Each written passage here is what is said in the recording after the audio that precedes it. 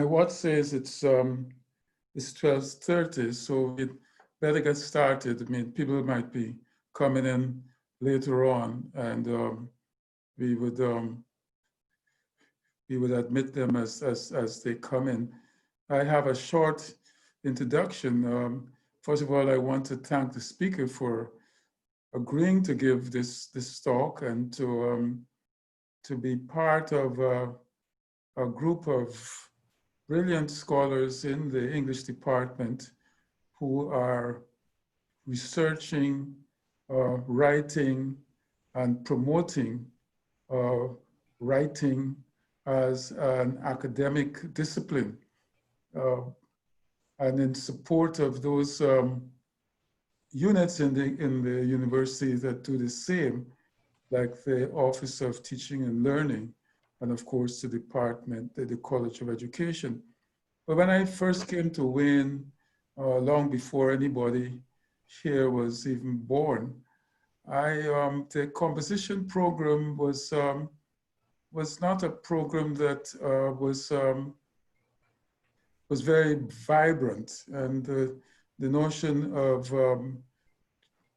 writing and teaching writing occupied, in my view, a subordinate position in as an academic discipline.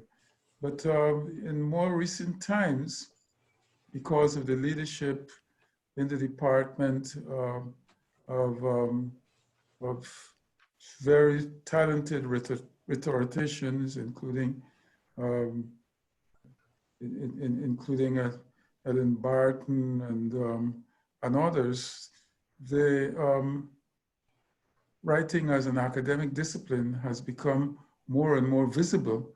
And now I think it is one of the premier parts of the English department, thanks to the work of people like Suzette, Bristol, and a number of other scholars. One of them will be giving a talk next week. So I thank her for that, and also for attending Brumback talks and now presenting in the past. This is not her first presentation. If I'm correct, it's at least her third. She is a graduate teaching assistant at Wayne, here at Wayne in the English department, and also in our PhD program for rhetoric and composition. Theoretically, she uses a student-centered approach to teaching. She incorporates multimodal and collaborative assignments to help students gain access to the discourse community of composition. And through this access, the ability to use their voices in multiple rhetorical situations. In her composition courses, multimodal composition connects students with their already known skills through recognizable composing practices, which are detailed by the student within their labor logs.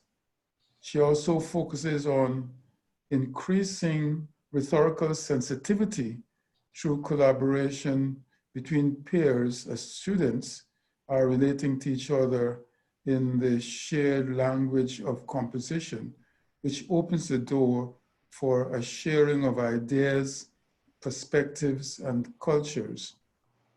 Her current research is into assessment through the use of labor logs and demystifying the grading of multimodal projects.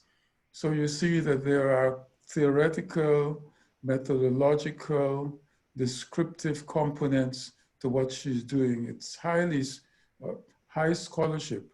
And so today her talk will be on reflections in practice, evaluating ourselves and our teaching moments in the classroom. So please welcome to the podium, Professor Suzette Bristol. Hi, thanks for that. This talk today is more about a concept that has been running around in my brain for like 2 years now. My interest in teacher reflection has grown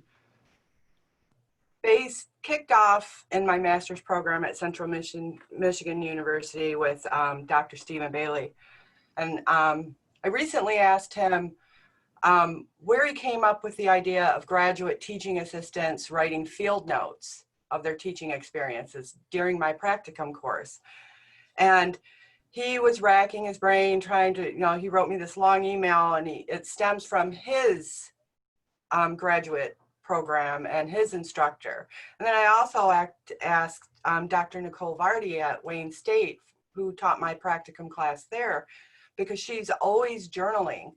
And I asked her how she came to be journaling so much about her teaching practice. And she replied similarly that it's what she did in her master's program, and that now she's never comfortable without her journal and pen. So what Dr. Bailey at CMU told me is that we tend to teach how we were taught. So that's how I came to do teacher reflection. And recently, I would say it's been about 1.5 years, I've been thinking about this concept that we know in writing studies that we ask our students to reflect on their reading, their writing, their composing processes, because we know that it enhances student learning through metacognition and transfer. But we in the field, and we've known this for a long time, but why do we not apply this to ourselves? How we teach is a practice, just like student learning is a practice. So this is where this talk is coming from. I've been looking into sources. I just recently got a new one, so I'm going to share my screen because I did do a, there's somebody in the waiting room, PowerPoint, unfortunately.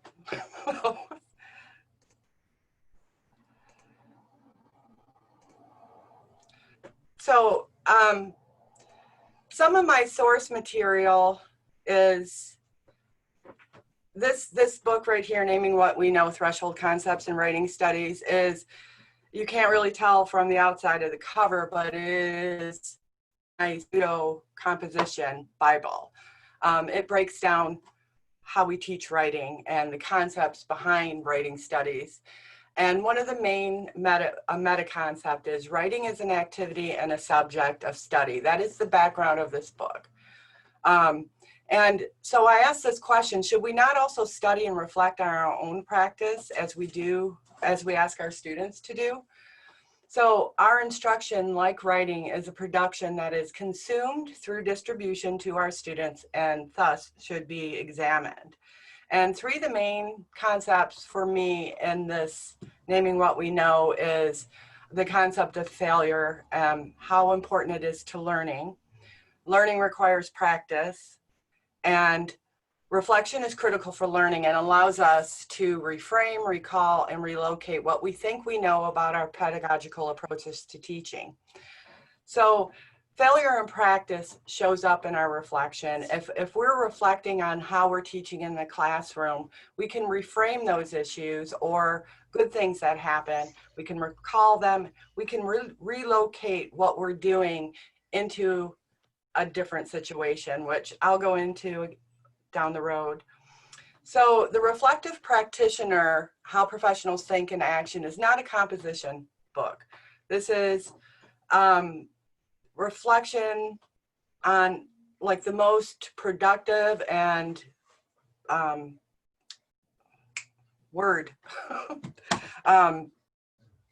good professionals often reflect in action. Now this term reflection in action has been altered a little bit when applied to composition, which I'll go into in a minute. But Donald A. Schoen is often quoted in much scholarship on reflection. He states that reflection can be corrective to repetitive practice, and notes that repetition can lead to inattention. So this is a concept that I myself teach to my students, that to become an expert in something is to have so much knowledge in it that you can stop growing. And reflection can help you to alter that perception of yourself. So it can help you reframe or reset a problem. It can convert issues to manageable problems when solved. And my own teacher notes that I'll show you down in a little while shows this. When you're in the situation of something not happening the way you expected it to happen in your classroom, when you reflect on it later, you can convert that issue without emotion into a problem that's more manageable because you've moved outside of it. And again, he says it allows us to step into the problem instead of stepping away. None of us likes to admit that we're not good teachers. We may have teaching moments that don't work, and reflecting helps us to focus on this. So this text was recently recommended to me by Dr. Adrienne Jenkins, my advisor, and I recently got it, so I haven't gotten a lot out of this. Of course, it's about ethnographic field notes, which is where Dr. Bailey at CMU got his, he had us doing field notes. So what does ethnographic field notes do? Ethnographies is in teacher research and in ethnographies, the person doing the studying is immersed within that culture or that situation. So you're seeing something from the inside. This is how we connect to our teacher reflection. We're there, we're in it. It's meaning making and action. It requires active attention and listening. And then when you step back later to do your general units of note-taking, you can recall these teaching moments separated from emotion. And this helps to heighten our awareness while we're in the teaching moment. So Ruth Ray, who was at Wayne State at one time, has the practice of theory. This is a teacher research and composition book, and it talks about teacher research. So what I'm talking about is a little step back from teacher research because it's a daily note-taking, basically journaling of your teaching. But what she does do is draw attention to the connection between the practitioner, which is us as teachers, and the researcher. So it can assist the practitioner in personal development, increase self-esteem and meaning making by questioning ourselves, and it indicates our desire to continue to learn, which is important for everybody. But one thing that Ruth Ray does talk about is graduate teaching assistants and how journaling can help us with feelings of fraud by reflecting on our good teaching moments, and I'm not going to say bad teaching moments, but our areas that need improvement. And then it increases our feeling of empowerment because we are solving our own problems, or we see a problem and we can reach out to our mentors for help.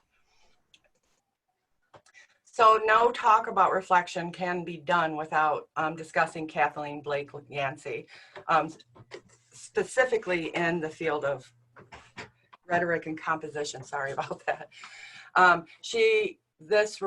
Rhetoric and a rhetoric of reflection is Shonian influenced in that she uses that reflection in action and alters it slightly. For Donald Schoen, reflection in action is reflecting in the moment. For composition studies, reflection in action is reflecting in the composing moment. So for instructors, and for me, and which I'll talk about in a minute, the reflection takes place sometimes after, sometimes during, but it allows us to question our actions while they are in play in the classroom. Reflection is rhetorical. It is a process we use to make meaning and make knowledge. And it makes the familiar strange. Now, I love this statement, familiar strange, because I don't know about anybody else. As a graduate teaching assistant, I do have those feelings of fraud. Maybe there's some people who have their PhDs who may have these feelings too. But in reflection, we can take those moments that we question our pedagogy and our approach to teaching, and we can have a conversation with ourselves. And that, to me, is what is meant by familiar strange. And when we discuss this afterwards, if anybody has another take, I'd love to hear it, or suggestions. Finally, Kathleen Blake Yancey's reflection in the writing classroom is about putting reflection for students in the classroom. But teachers are also reflective practitioners. For them, reflection is key to understanding performance. So what Yancey is talking about here is the performance of students, but also, I think, our own performance. It enhances our teaching and it enables us to adjust our teaching, and we and our practice can only be enriched by it. So reflection is not just for composition and writing studies. Any instructor can get into a reflective practice to improve their teaching. For me, I put general observations. I'm going to stop sharing for just a moment. Stop. Okay. For me, I put general observations, but it's altered since I've been teaching online. I'm sure it has for everybody else who's teaching here. So what I do now, to go back to share my screen so I can show you.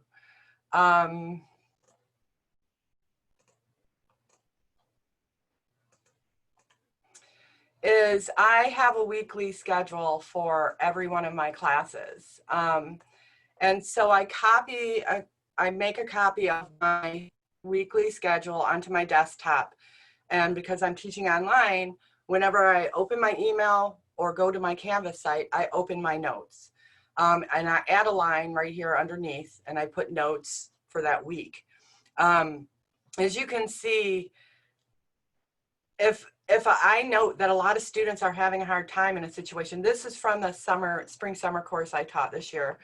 The log notes are, I'm getting ready, hopefully be approved soon for a study for my dissertation.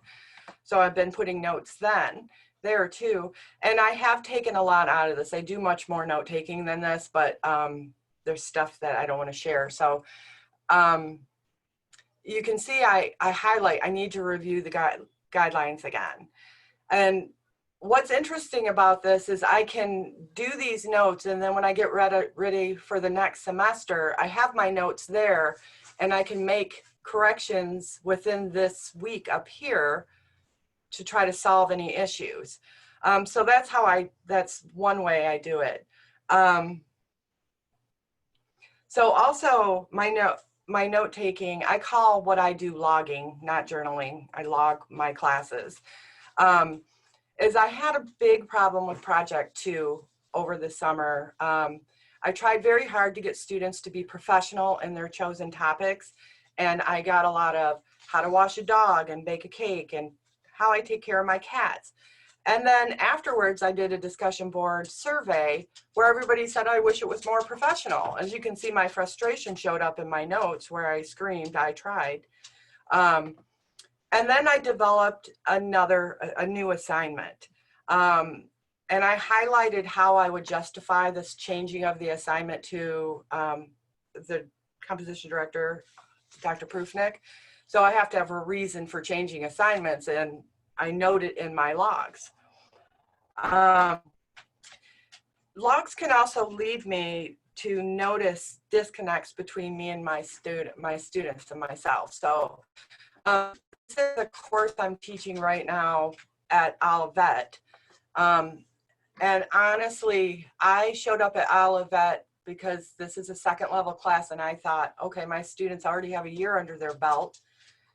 And all the way up to week 4, nothing was working. I had problems getting them to read guidelines, and it was a struggle.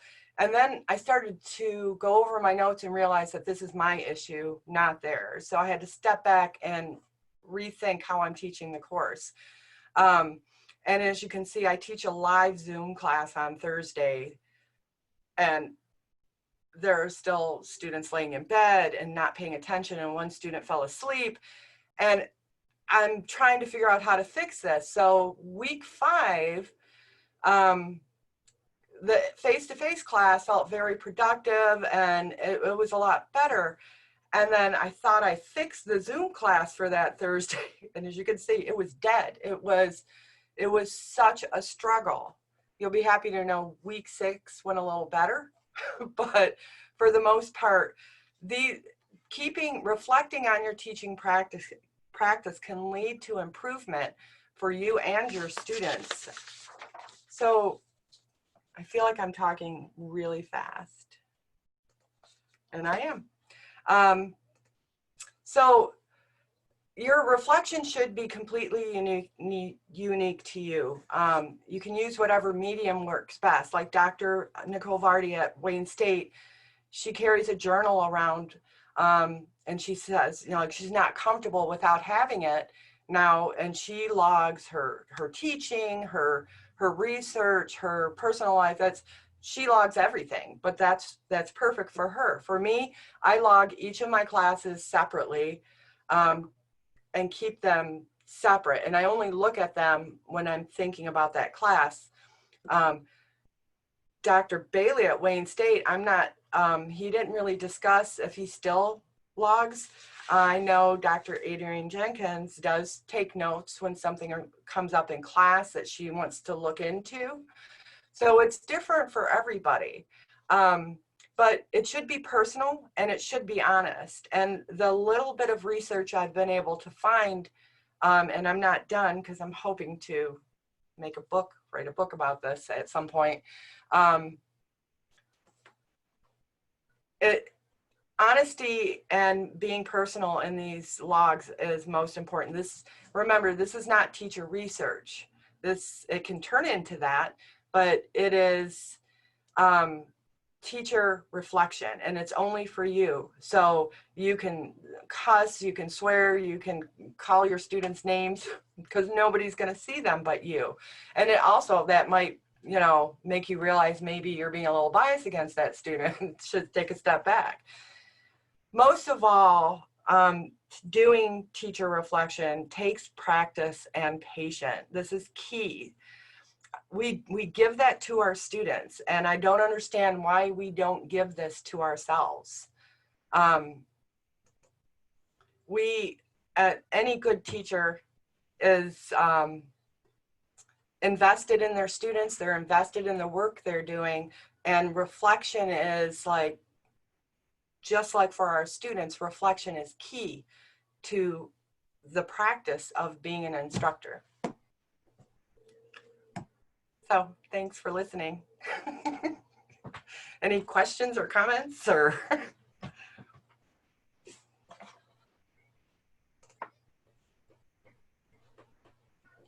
Anyone? So Susie, can you talk a little bit about, I really liked what you said about giving ourselves the same kind of patience that we give our students. Can you talk about any of the benefits that come when we do give ourselves that patience? Yes, in the text that I read, that I talked about during the slideshow, most of that is directed towards student reflection. And we're always talking about how it helps students connect to their prior knowledge, transfer these skills to other areas of their lives. And patience, that doesn't really come up much. And if you know of where it comes up, please let me know, because that would be a good source. I do know that in Naming What We Know, Threshold Concepts, it's like a humanistic approach to student-centered teaching when we ask them to reflect. It gives them, it embodies their writing, because they're reflecting on what they're doing in the composing process, and that embodiment gives ownership, gives voice, gives them, and we give that to our students, but I think as instructors, we don't give that to ourselves. We may get it from outside, from our great mentors and advisors that we have, but when we're especially graduate teaching assistants, when we're critical of ourselves all the time and we don't feel like justified to make a statement or something like that, we can put it in our reflections and then work it out by talking to ourselves.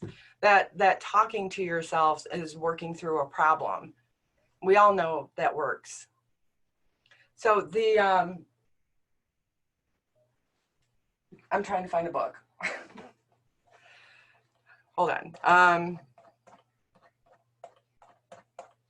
The Reflective Practitioner. I haven't read that full book completely yet because I just saw it like 2 weeks ago. It's like, hey, I should have that. It's very interesting how he addresses reflection. It's more like active in the moment reflection, and that the most productive professionals and successful, that's the word I was looking for earlier, successful, are very skilled at reflecting on what they're doing while they're doing it. And I'm not saying that we should think of what we do as a business, but it is a profession and we're professionals. So I think we should be much more kinder to ourselves and see what we're doing through our reflection, and kinder to our students. I think it helps students. I mean, I alter assignments based on my own reflection. Yeah, it makes me think of Brycino's learning zone and performance zone, where he talks about the value of deliberate practice as a different zone than, like, quote unquote, your performance zone. And I think you're absolutely right. As teachers, especially in graduate school, in academia, we're constantly putting ourselves in the performance zone, right? We constantly are performing. Where do we get a chance to learn? You know, like, where do we get a chance to do that deliberate practice? And I think you make an excellent point for reflection, journaling, and that reflective writing, like self-dialogue, as a space for teachers to carve out that, like, deliberate practice space. Yeah, I know that through my own reflection,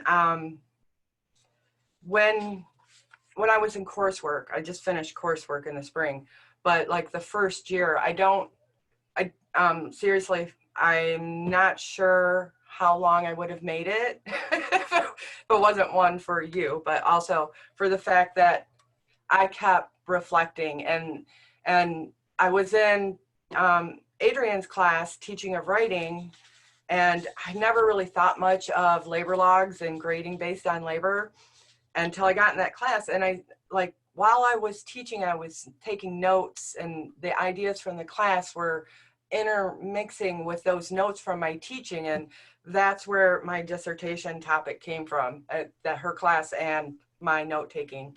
You know, it's great to call somebody and say, hey, can I call you, and bounce an idea off their head.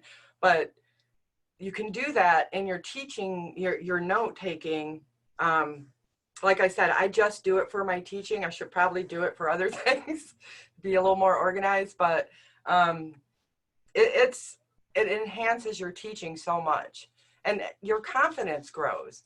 I'm not sure exactly how, what it does to make you feel more confident. And that's like one of the things I want to research, because I know that through my reflective practices, I feel like a much stronger teacher.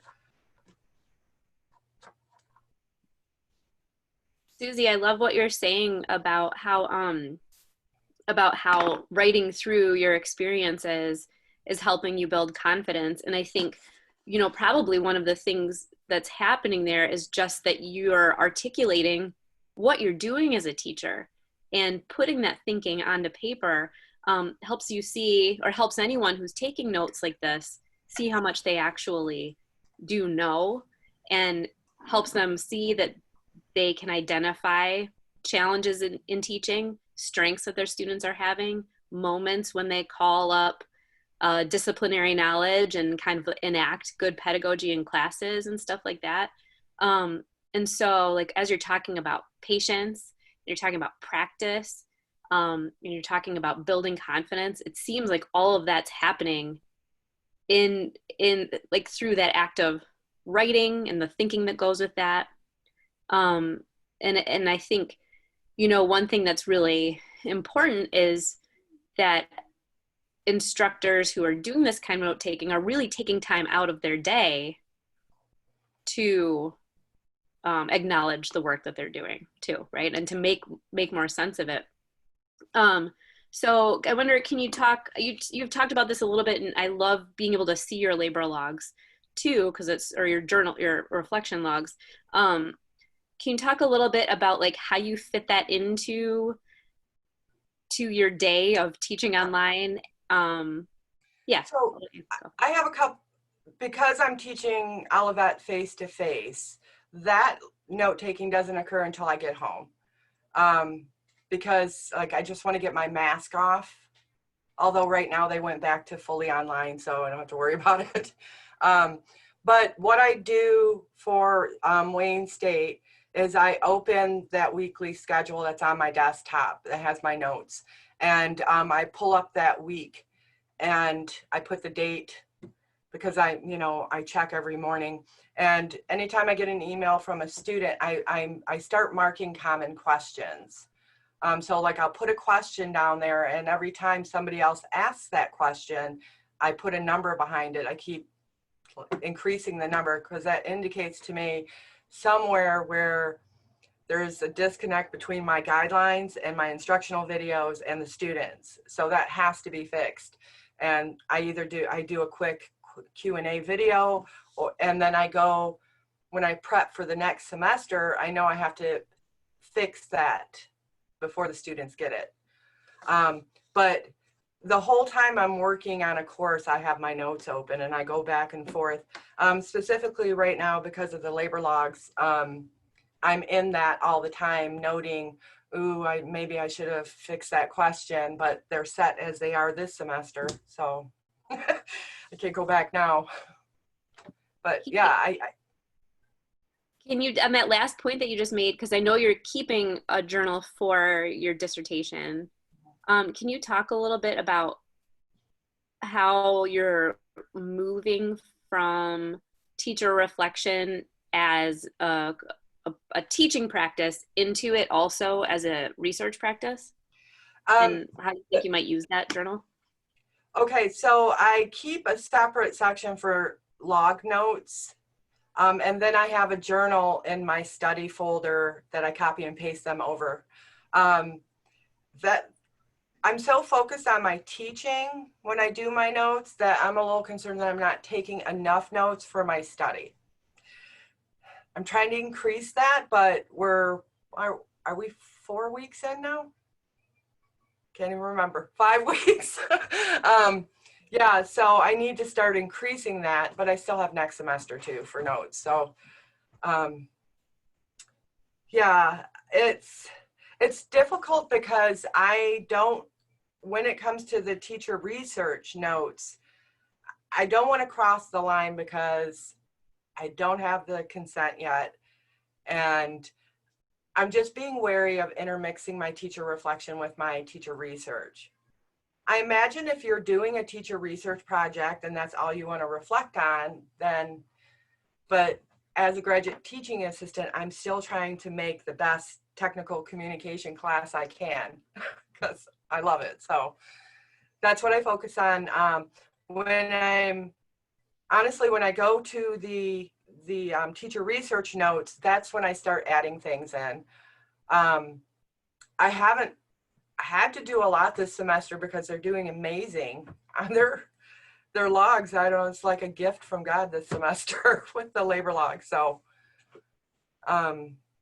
yeah, that's how I do it. But like I said, everybody is unique and everybody has different time constraints, and Dr. Vardy's constantly writing in her, like she tried the bullet journal, that was too much for her. But there are people, it's too much for me. I'm like, somebody else can draw the lines in a journal. But I have to type. I can't write out my notes because I can't read my writing. I tried really hard. But I do know that there are people who write in class and then people who do it like later in the day when they remember something. But I feel like because I had 2 practicum classes that both focused on, well, we didn't focus at Wayne State on field notes or anything, but you were exempling how to take notes in class by your note taking. And I was already doing it, but I think because I started from my first composition teaching, taking notes, that it's second nature to me now to reflect on what I'm doing. And I'm fully prepared to criticize myself in my notes. And I do. That's some of the stuff that I removed. I become so much more aware of my own personality issues, I guess you could say. Like, I stood too much behind the podium, but it's hard right now with COVID to, because you've had to change everything. And yeah, so a lot of my notes right now are about how bad my videos are. I don't know, student feedback says they think they're funny, so that's something anyway.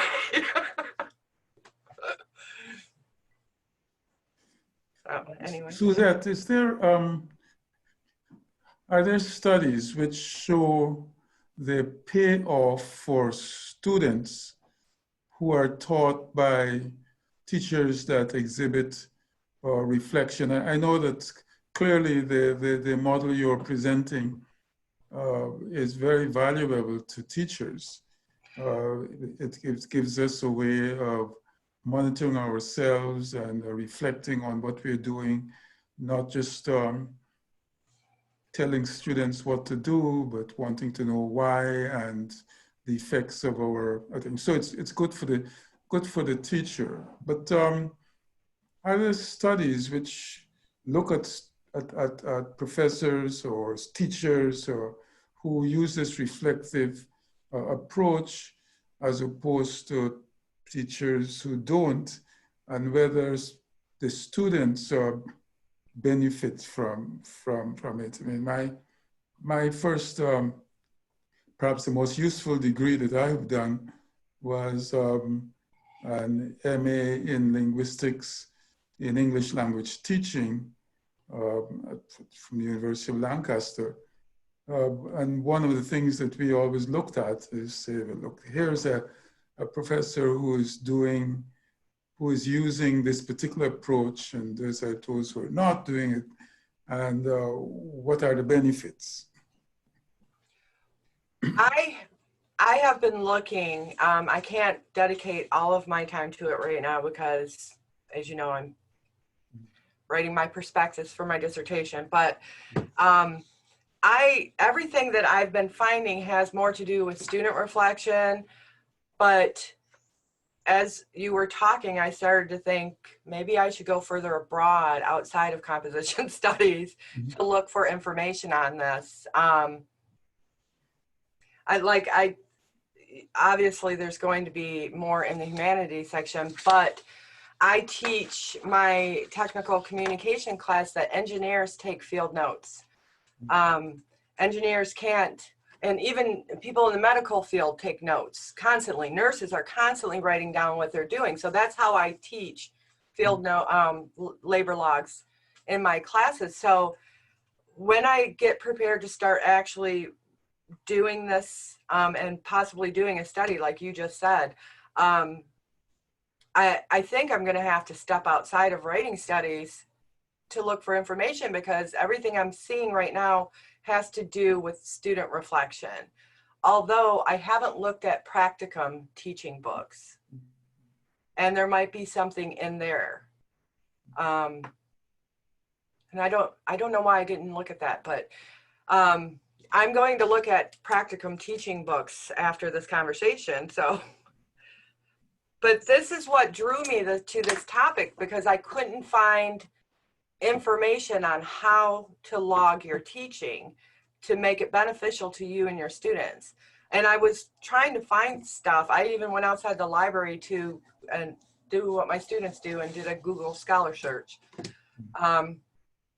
And they're just, everything had to do with the student reflecting, because I think we're so focused on transfer right now, and that's the connecting line. But I didn't find a lot out there about a humanistic approach to teachers themselves, instructors, on what to make their lives better and their instruction better, that would, the same thing that we do for our students, but we don't do it for ourselves. And I think that that's how I really started thinking about this.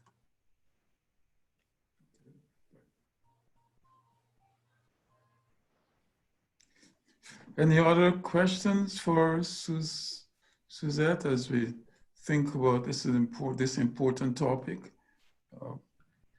If anybody has any reading suggestions, please send them my way.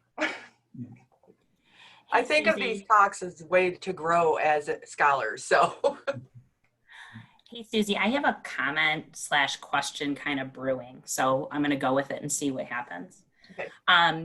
When you keep making mention of having students reflect, and currently I'm doing the 1020 class, 2 sections online right now, in the upcoming reflective essay that they'll do at the end of the semester, we ask that the students kind of align their reflection according to the objectives of the course. And kind of looking back at, kind of what our aims are. So, kind of comparing that to when you pulled up and showed your journaling in the notes, I thought, God, that might be a really interesting spot to kind of do the same, instead of making it, if I were to do this more agenda-based, would it be beneficial for me to really question my teaching and how that aligns with the objectives, making space for, am I really hitting this, or what might I do better, or what might I take out? Because we often fall into that, pattern of using, pieces that other people, have used, or instructors, or relying on general syllabus. So would that really make us or hold us more accountable? Yes, I think so. And Chrissy, another thing to do with 1020 and 1010 is focusing on the learning outcomes that you want your students to write about learning outcomes. You should possibly ask, like in your agenda, like I do a weekly schedule, but you may do an agenda, like list the learning outcome of that, like what are you touching on that week, so that when you go to reflect on it, you can ask yourself, did I hit that hard enough? And it's not about making you feel like you didn't do something. It's about making it strange to yourself, so you can say, hey, this could have been better. Do you know what I mean? Yeah, absolutely. Yeah. I think it is through my logging of my teaching that I don't get nervous. I don't doubt what I'm doing, because I know I can correct it. Nothing is terminal. That's a great approach. Thank you. But that I like that question, because it reminded me of the learning outcomes. My first year at Wayne State, I did list the learning outcomes in my logs, because I was really worried about not touching on them, and then just having the students write that reflection. Yeah. So it's all scary when you're a graduate teaching assistant. It is. Thank you. Thank you for coming too.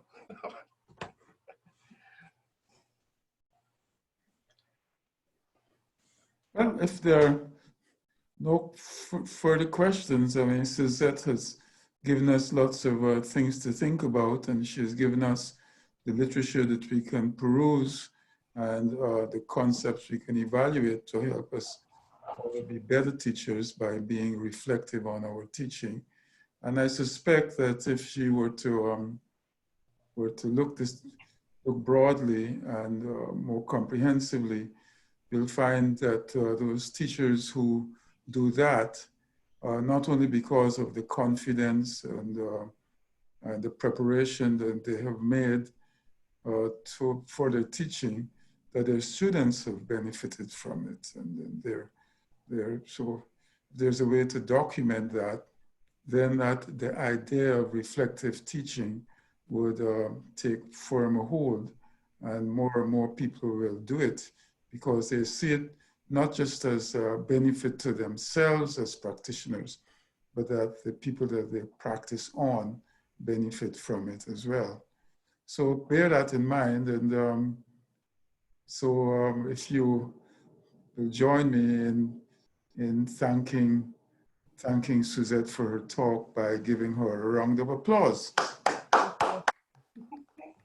Thanks for coming. I appreciate it a lot. Now I think Kennedy has something to say.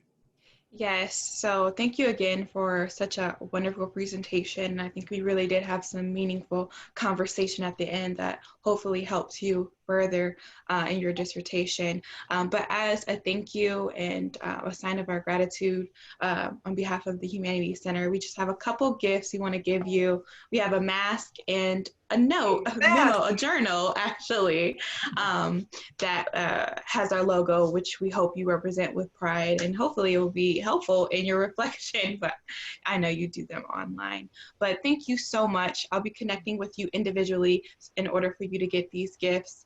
And thank you again just for supporting the Humanities Center and continuing to offer your services with us. We're glad to be a small piece of your research and to help you and assist in any way that we can. Thank you all so much for coming as well and supporting the Humanities Center. And again, I don't want to say too much, but thank you again, and everyone have a wonderful day. Anything else, Dr. Edwards? If not, everyone have a good one. Thank you. Thank you for giving me this opportunity. Absolutely, thank you. And to encourage the English scholars who are here to come back next week and hear another of their colleagues give a talk. Yes. Thank you. All right, everyone, have a good one. I'm gonna end it all.